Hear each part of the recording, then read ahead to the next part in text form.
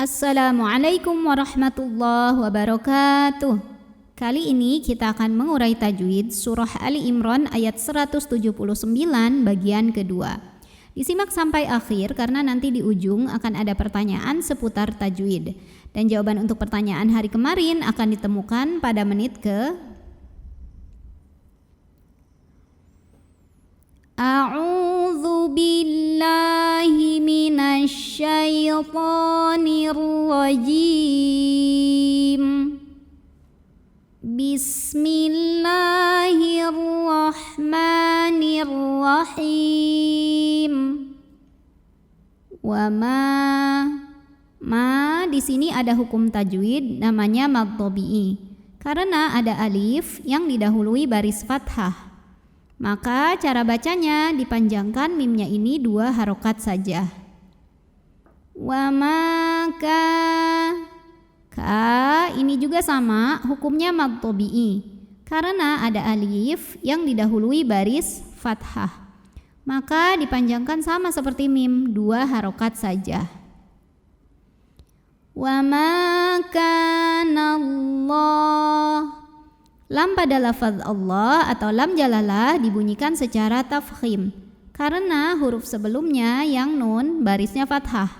Maka cara bacanya ditebalkan, pangkal lidah kita dinaikkan. Wa ma kana Allah. Alif lamnya namanya alif lam syamsiyah. Karena alif lam ketemu huruf syamsiyah yaitu lam. Maka cara bacanya alif lamnya tidak perlu kita baca, lewatin ya. Jadi diidghamkan atau dimasukkan langsung ke lam kedua. Wa ma kana Allah. La mad asli atau mad tabi'i. Karena ada baris fathah tegak di atas huruf lam. Maka cara bacanya dipanjangkan 2 harokat. Wa ma kana Allahu liyuta. Berikutnya di sini ada hukum qalqalah sughra. Karena ada huruf qalqalah yaitu to yang sukunnya sukun asli dan ada di tengah bacaan kita. Maka cara bacanya dipantulkan dengan pantulan yang kecil saja. Liyutali'akum kum. Berikutnya di sini ada hukum idhar syafawi.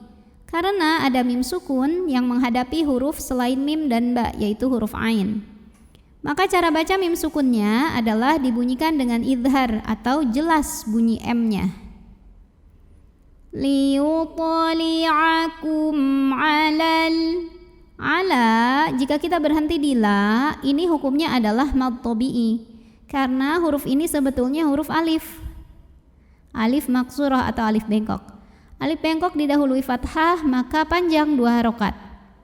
Nah tapi ala dibaca panjang 2 harokatnya hanya ketika berhenti saja. Sedangkan jika tidak berhenti atau kita meneruskan bacaan, mad tabi'i ini gugur. Madnya gugur namanya takhallus bil hadfi.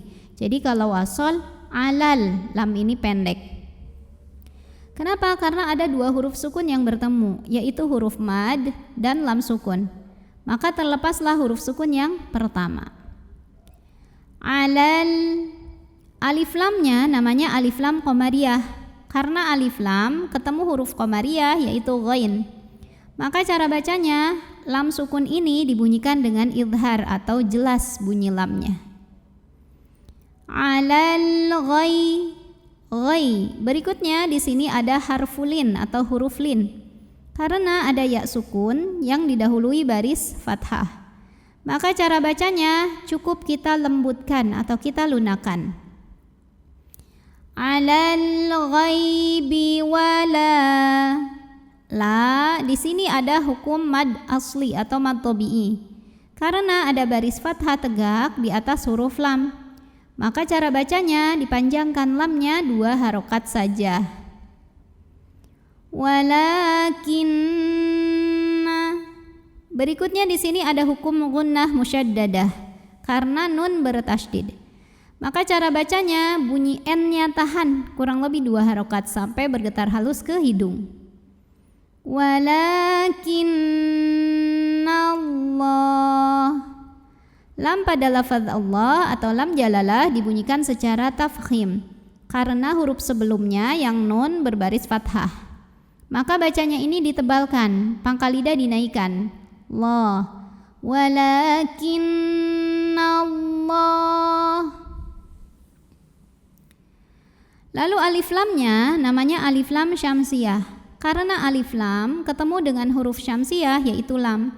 Maka alif lam ini lewatin, tidak perlu dibaca ya. Jadi dari nun langsung diidghamkan ke lam atau idgham syamsi. Walakinnallah. Allah mad asli atau mad tabi'i. Karena ada baris fathah tegak di atas huruf lam. Maka cara bacanya dipanjangkan 2 harokat saja. Walakinnallaha Berikutnya di sini ada qalqalah sugra. Karena ada huruf qalqalah yaitu jim yang sukunnya asli dan ada di tengah bacaan kita. Maka cara bacanya dipantulkan dengan pantulan yang kecil dan dialirkan ya. Yajtabi. Bi berikutnya di sini ada hukum mad tabi'i. Karena ada ya sukun yang didahului baris kasroh. Maka cara bacanya ba ini dipanjangkan 2 harokat. Yajtabi mir. Berikutnya di sini ada hukum idgham bila gunnah. Karena ada nun sukun yang bertemu dengan huruf ro. Maka cara bacanya huruf nun ini lebur ke ro, mir, tanpa dengung. Jadi artinya tidak perlu kita tahan. Mir. Lalu ro dibunyikan secara tafkhim karena ro-nya berbaris dhammah. Maka bacanya tebal, pangkal lidah dinaikkan. Ro. Mir rusulihi. Hi hukumnya adalah mad silah qasirah. Karena ada hak domir yang diapit 2 huruf hidup. Huruf sebelumnya hidup, huruf setelahnya juga harokatnya hidup. Dan huruf setelahnya ini bukan hamzah, bukan a, bukan i, bukan u.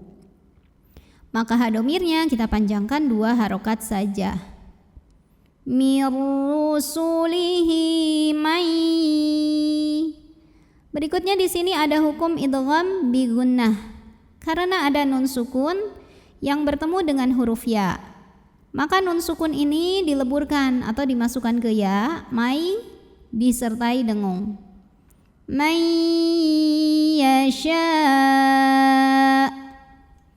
Di sini ada hukum mad wajib muttasil. Karena ada mad tabi'i ketemu dengan hamzah dalam satu kata yang sama, di mana mad tabi'inya adalah alif yang didahului fathah.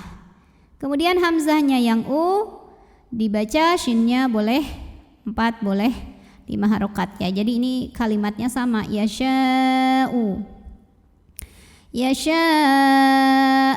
Nah, tapi ketika berhenti di sini ini boleh disebut dengan mad arid li sukun. Karena mad tabi'inya ketemu sama huruf yang disukunkan. Ya kalau berhenti hamzahnya kan jadi sukun ya. Maka ini boleh dibaca 4 atau 6 harokat.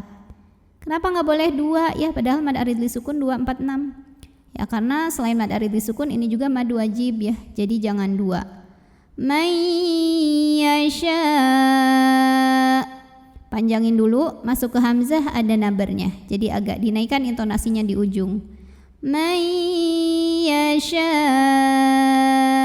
Ditekan ke hamzah. Lalu di atasnya ada tanda waqaf namanya al-waslu aula yang artinya melanjutkan bacaan yang lebih utama. A'udzu billahi minasy syaithanir rajim.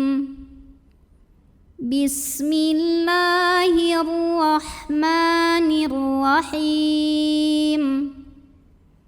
Ma kana Allahu liyadharal mu'minina ala ma antum alaih ala ma antum alaihi hatta yamizal khabith الخبيث من الطيب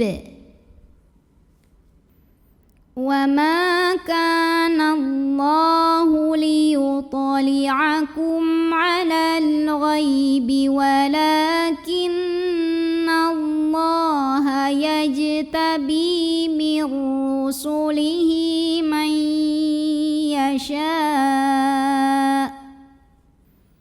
فآمنوا بالله ورسله وإن تؤمنوا وتتقوا فلكم أجر عظيم.